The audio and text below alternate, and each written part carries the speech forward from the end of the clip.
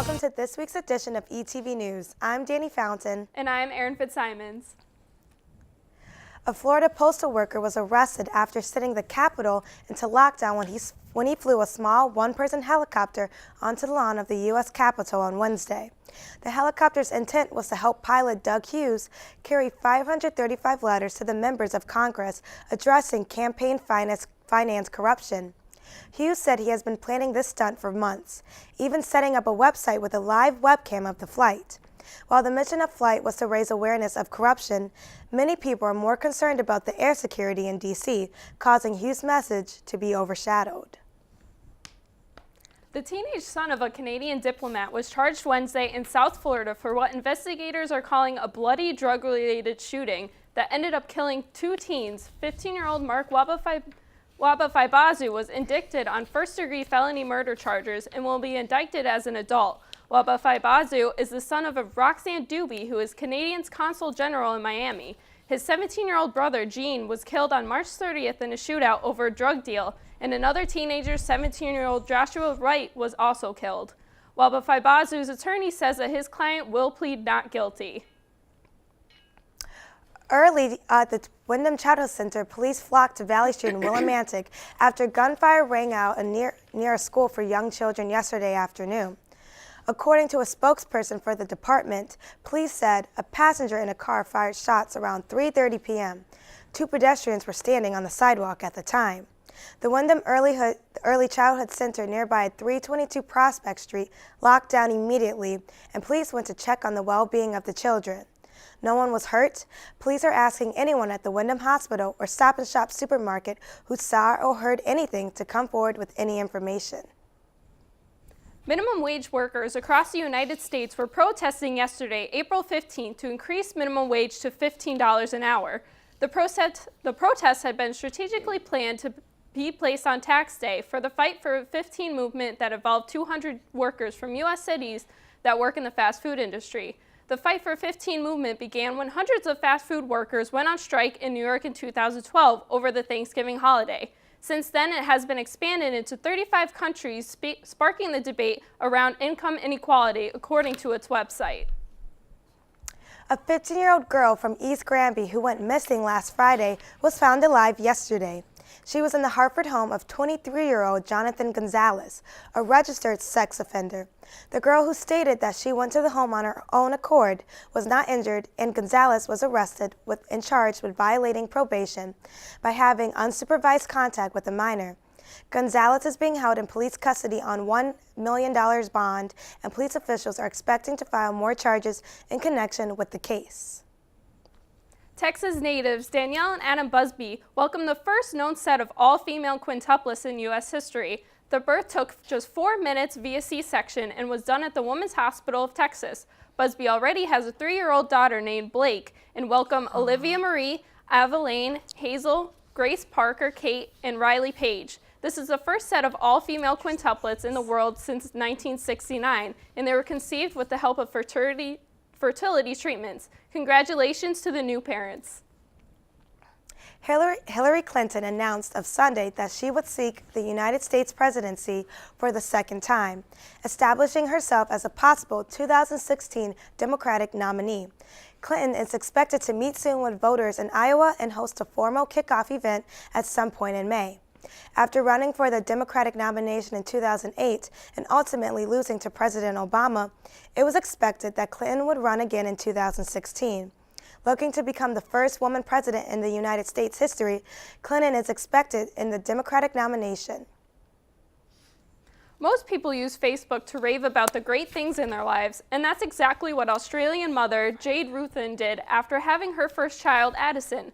Ruthven took to Facebook to post various photos of her 6-month-old daughter, appropriately nicknamed Addie, and some of her friends who were unhappy with this choice. Jade received an anonymous group letter in the mail from some of her friends that were said, "Not everyone as interested as you are about what Addie does, so give us all a break." The letter isn't going to keep Ruthven from posting pictures of baby Addie. Jade even said, quote, "It takes a lot more to keep me down than a nasty letter," unquote. Nick Fradiani, a Connecticut native, has reached the top 6 contenders in the singing competition show American Idol. Age 29 and from Guilford, Connecticut, he's the front man to the band Beach Avenue. His bandmates have been nothing but supportive in this opportunity that he couldn't pass up. On his solo endeavors, he has reached this point out of top 24 contenders. Fradiani wrote on his Facebook page, quote, I hope you all realize that each vote is changing my life, and it's an incredible feeling, end quote. Tune into Fox next Wednesday at 8 p.m. to see if Nick makes it to the top 5. And we'll be right back with this week's editorial.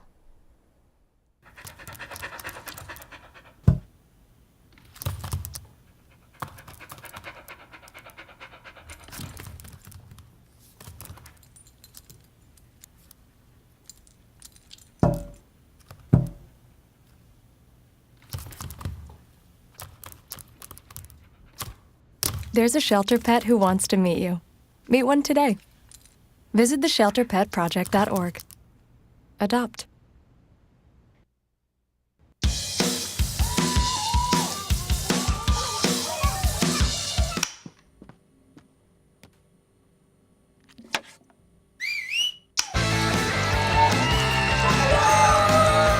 Don't let E. coli mosh with your food. An estimated 3,000 Americans die from a foodborne illness each year. You can't see these microbes, but they might be there. So always separate raw meat from vegetables. Keep your family safe at foodsafety.gov. How can I help my daughter with her reading? Searching for help with Dachshund breeding. How can I help my daughter with her reading? Information on hot water heating. No. Sarah's bright, but when she's reading, she has trouble sounding out the words. World music, playing track now. No. Let me try. Our daughter gets confused about which details in a story are important. Which paper towels are most absorbent? What? Here are 5 product reviews. Why are you not getting me? See, I told you. Wait, I was trying to show you how Sarah feels every day. Frustrating, isn't it? Redirecting to understood.org. For the 1 in 5 kids with learning and attention issues, this is what life can feel like. Explore understood.org, a free online resource about learning and attention issues, designed to help your child thrive in school and in life. Understood.org, because understanding is everything.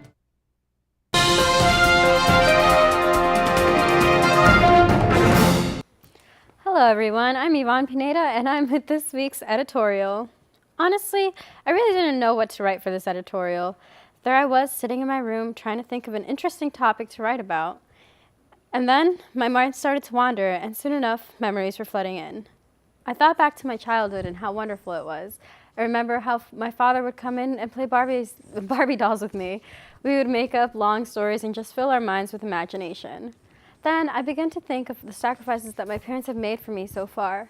When I was little, I didn't really think about where I would be around this time, but my parents did. Just like all of our parents, they want what's best for us. Every parent wants to see his or her child succeed and live a wonderful life. Sometimes we forget the sacrifices that our parents and loved ones make for us. My father, to begin with, is a hardworking man who gives up at nothing to provide for our family. I've always admired his strength and his hard work. Both him and my mother immigrated to the U.S. when they were in their 20s. They came to an unknown place, they didn't know the language or customs, and they needed to find jobs. I can't even begin to imagine how that was like. And then with the baby on the way, things got even harder. As the years went by and things got easier, now that I look back, when I was little, I didn't realize how difficult it must have been for them. I'm extremely grateful for everything they've done. All of our parents and loved ones have gone through difficult times for we wouldn't have to. Just look at where we all are now. We're here at Eastern, getting an education, trying to go on in the world and be successful. Now, as I look back, I remember I would be terrified of showing my report card to my parents. I knew what their reaction would be. But I thank them for getting mad at me when my report card didn't have high enough grades. For making me realize that I can put more time into my work and improve my performance as a result. I do know that sometimes there are situations that can change a person's relationship with their parents, but even then they still forgive and have an undying love for us. We should all just take time to say thank you to our parents and loved ones for what they've done, the sacrifices, the love, and support that they've given us throughout the years. Just the other day, my father became a U.S. citizen. I can't express how proud I was for him. I was overcome with emotion when the judge called up his name and presented him with the official U.S. citizen certificate. I was even tearing up. I just saw all of the sacrifices that he's made for our family. It was all worth it. Our parents play such a huge role in our lives, whether we realize it or not. They've been there for us in the good and the bad times. They've taught us life lessons, and they always want what's best for us. Let's just take some time to thank our parents and loved ones for everything. Well, that's all for now. Have a wonderful weekend and stay amazing, Eastern. The inherent right to work is one of the elemental privileges of a free people. Endowed, as our nation is, with abundant physical resources, and inspired as it should be, with the high purpose to make those resources and opportunities available for the enjoyment of all.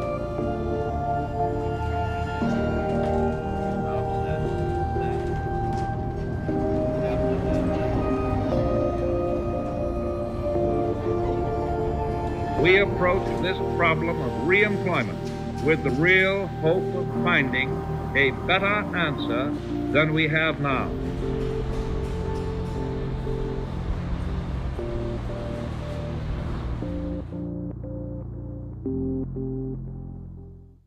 My name is Darby Finn. I'm 16. I'm a junior at GHS. We weren't really, as like a whole, as like the students, we weren't really told too much ahead of time. I think it came out through like the Glastonbury news. Everyone kind of found out about it. My dad's in the Republican town committee stuff, so he knew it was coming out. So I was aware that we were getting them. I really didn't know what to think or what was going to happen. I just kind of thought it was like I honestly thought it was a little silly. All right, you ready for some baseball trivia? Let's do it. What year produced the most no-hit games in the big leagues? 7 no-hitters in 1990. Wow, that's right. Now a question that's not trivial. How many children will witness bullying this year? Huh. The answer? 3 out of 4. 75%? That's wow. right. How many of them will say something? Kids want to help, but don't know how. Teach them how to stop bullying and be more than a bystander at stopbullying.gov.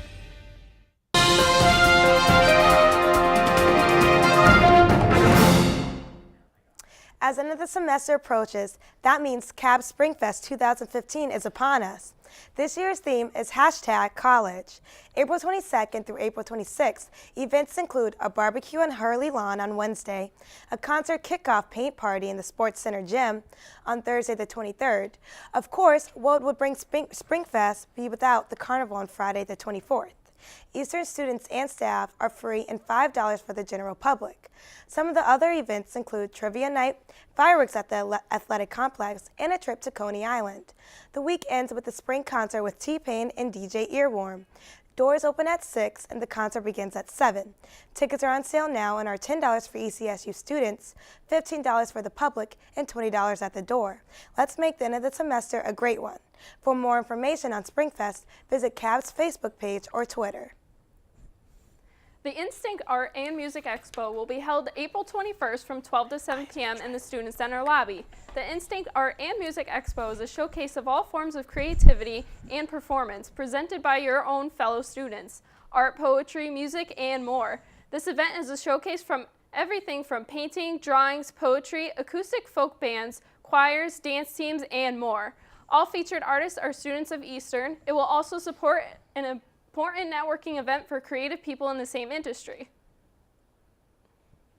Activist and political organizer Lauren Chief Elk came to Eastern Connecticut University on April 15th to discuss sexual and domestic violence against Native American women. Quote, "We are teaching people really shallow information when it comes to domestic violence," end quote, said Elk. Quote, "We need to place an emphasis on violence in education violence, 101, end quote. Elk started the Save Waiabi project, an initiative that develops community-based solutions and preventative measures regarding sexual and domestic violence against Native American women. About 3 years ago, the Save Waiabi project and its intentions were displayed largely through technology and social media. The main resource is a map and database that shows areas where there are unsolved murders, solved murders, unidentified remains, and several other categories. Elk explained that there are no specific numbers in terms of keeping track of race and gender. Quote, "There's no reason not to have the information. We just don't," said Elk. Elk then had her partner come up and talk about the bystander intervention. She said it all relates to the question, quote, "Who is worth the intervention in the first place? What women are worth saving?" End quote. We spent some time at the late night cab event, Pump It Up. Aaron Fitzsimons has more on the story. Fitzsimons, and you may be wondering why I'm in workout clothes, but that's because I'm here in the Student Center for the CAB late night event called Pump It Up. Let's get our workout on and get ready to get pumped up. This CAB event was different among other CAB late night events because it is one of the very first CAB events that was focused around students participating in physical activity. At the event, we spoke with CAB coordinator Mindy Lang about all of the many activities that were taking place during the event. So the purpose of this CAB event is to promote fitness. So we have a bunch of smoothies going on in there. So we also have someone teaching yoga in the BTR. We also have a t-shirt station where students can make a t-shirt. Our next CAB event is actually going to be on the 18th. It's a food truck event. We're going to have a bunch of food trucks coming out. I think we have a taco truck, we have a dessert truck, which I haven't figured out what it is yet, but there's going to be tons of food. There's going to be an outdoor movie playing, so it'll be super fun. It's going to be going on in the Hurley lawn. We also spoke to junior Brooke Whitney at the event to see what her favorite part of the CAB event was. My favorite part was making this cool t-shirt. Stay scheming. What's stay scheming mean? It's like a little slogan I always say to people. Well, that's all we have here tonight for the CAB Late Night event, Pump It Up. If you want to check out any other CAB Late Night events, be sure to check out Eastern's calendar of events online. Reporting to you from the Student Center, I'm Erin Fitzsimons for ETV News. Take it easy, Eastern. Thank you, Erin. I'm sure that everyone that attended the event had a great time. This Saturday, CAB is hosting a food trucks and film event. The event starts at 7 p.m. and will be held in the library parking lot. The first 150 students in attendance will receive a free blanket. Musician Jeff LeBlanc will be playing from 7 p.m. until the movie starts at 8 p.m. The movie being shown is Neighbors, starring Seth Rogen and Zac Efron. Food trucks include Taco, Pacifico, Au Crepe, and the Way Station with grilled cheeses. Eastern students must bring their IDs for admission. Be sure to attend this fun and food-filled night. On April 10th at 7 p.m., there was a music lounge in the Betty Tipton Room. The performer, Jason Levasseur, has performed with Maroon 5. The concert was a short one because there weren't many people in the audience to see him. Despite the amount of people in the audience, he performed rather well. Jason was very interactive with the audience. He would talk to the crowd and sometimes have them sing his words. One of the songs he sang was "Can You Feel the Love Tonight?" from the Disney movie The Lion King. It was great to see and hear his idea of the song. Jason did a variety of songs, including love songs and Beatles songs, along with one of his own songs. To find out more about Jason and to hear all his music, go to www.jasonlevasseur.com. And to find out about the Rockstar Project, go to www.therockstarproject.com. On Sunday, April 19th, WECS Radio Club presents Willie Stock. Willie Stock is a community concert event that will showcase local acts. This event will take place at 12 p.m. in the lawn in front of Hurley Dining Hall. This event is free and open to all Eastern students and even to the public. Last week, Eastern professors and students volunteers were recognized for their volunteer work in the community. The Service Expo and Awards program showcased the numerous student-lead volunteering projects and programs that have been addressing the needs of the local community. The highlight of the event was the award ceremony, where outstanding programs and individuals were recognized for their exemplary service. Catherine Ferrone was one of the students acknowledged for her work and Student Community Engagement Reward. Congratulations to her and her hard work. The ECSU student government will be hosting elections next week from April 20th until April 22nd in order to decide who will be the running officer next year. Students will be asked to elect a new president, vice president, secretary, and more. Ballots will be mailed to your Eastern email. Remember, every vote counts. And we'll be right back with this week's sports update. Hart, what's going on? I'm leaving. Why? What did I do? Not enough. constantly ignore me. You barely eat anything healthy. You're half as active as you used to be. The pressure is just too much. I quit. Okay, I get it. I'll do better. Just please, don't leave. Okay, but remember, if I go, you go. Listen to your heart. Don't let it quit on you. Uncontrolled high blood pressure could lead to stroke, heart attack, or death. Get yours to a healthy range before it's too late.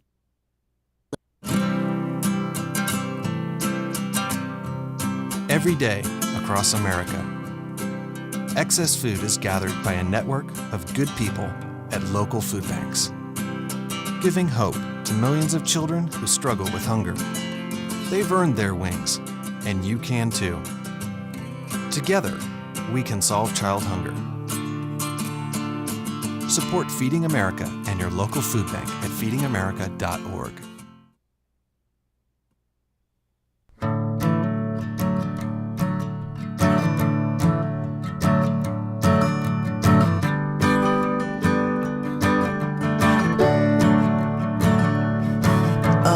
Listen now, can you hear the bluebirds? Oh, look up now, can you feel the sun?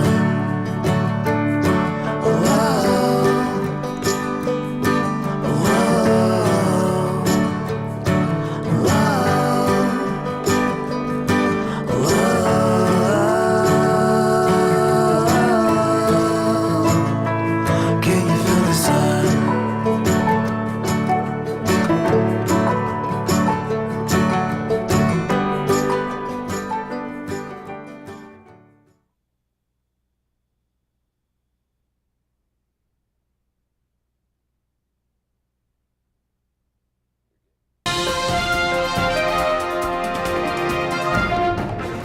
I'm Andrew Fitzgerald with this week's sports update.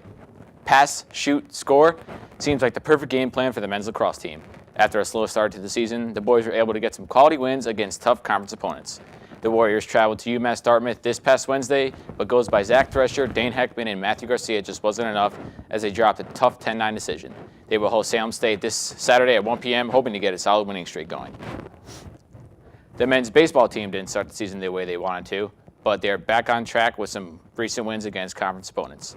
The boys cracked the bats open on Monday against Amherst College. Senior Corey Keene hit a solo home run and 2 RBIs, while Andrew Scully, Kyle Hart, and Joe Perez each notched RBIs as well to give the Warriors a 9-5 victory. The Warriors were back in action on Wednesday for a conference game versus WestCon. They notched 20 hits, while pitcher Tyler Sears struck out 6 batters and only giving up 4 runs on 5 hits and 4 innings pitched. They are back in action on Saturday in a doubleheader at Rhode Island College. 19-4-1, the current record of the women's softball team, and they should be proud about that. The Warriors took on UMass Dartmouth in a doubleheader this past Tuesday, winning both contests. Senior Sarah Martin notched a home run and 2 RBIs, while Alyssa Hancock and Sam Rossetti both chipped in some big hits to get both wins for the Warriors. The Warriors also split a doubleheader with Wesleyan University this past Wednesday. They're back in action on Saturday for a doubleheader at Rhode Island College. Now batting for the Yankees, number 13, Alex Rodriguez. Yes, that's right. A-Rod, the Yankees, and the rest of baseball are back for the 2015 season. With a slow start to the season and no more Derek Jeter, the Yankees hope they can prove everyone wrong and go for that 28th World Series ring. Defending World Series champions San Francisco Giants are off to a rough start, while the Royals, Dodgers, and Braves seem like the teams to beat. I'm sure we'll find out real soon if another great player decides to retire. As long as the Red Sox don't win the World Series, I'll be just another happy Yankee fan. Tiger Woods, Bubba Watson, Rory McIlroy, Phil Mickelson, nope. 21-year-old Jordan Spieth from Dallas, Texas, took home the green jacket and won the 2015 Masters Tournament in Augusta, Georgia. Spieth shot an opening round 64 to finish the day 8 strokes under par with a 3-shot lead, setting a Masters record as the youngest in the lead after the first round. Spieth then shot 66 the following day to break the 36-hole Masters scoring record by posting 14 under 130 through 2 rounds. He broke the 54-hole record at the Masters, shooting a 16 under 200 through 3 rounds. During the final round, he tied Tiger Woods' 1997 scoring record at 18 under, set the record for the most birdies during the Masters by making 28, and became the second youngest person to win the Masters. Wow, that's just incredible. Congrats on a great win, Jordan. On June 26, 2013, former New England Patriots tight end Aaron Hernandez was arrested for the murder of semi-pro football player Odin Lloyd in a park near his home. 2 years later, this past Wednesday, Hernandez was found guilty of first-degree murder and also found guilty on several different gun charges. He will serve life in prison without parole at a maximum security facility less than 4 miles from Gillette Stadium. Rather ironic. Well, hockey fans, that time of year has finally come. The 2015 Stanley Cup playoffs are officially underway. They started the 2014-15 season on a high note, but defending Stanley Cup champions Los Angeles Kings struggled to be a threat in the league and were eliminated from this year's playoffs. The Rangers, Ducks, Blackhawks, and Canadiens are some of the league's best and look to host Lord Stanley this June. Make sure you fill out your playoff bracket at bracketchallenge.nhl.com for a chance to win great prizes. And don't forget to grow those playoff beards. Let's go Rangers. And that's it for this week's show. If you want to see more episodes, visit the ETV YouTube channel. Thanks for watching, and be sure to tune in next week. Good night, Eastern, and have a great weekend.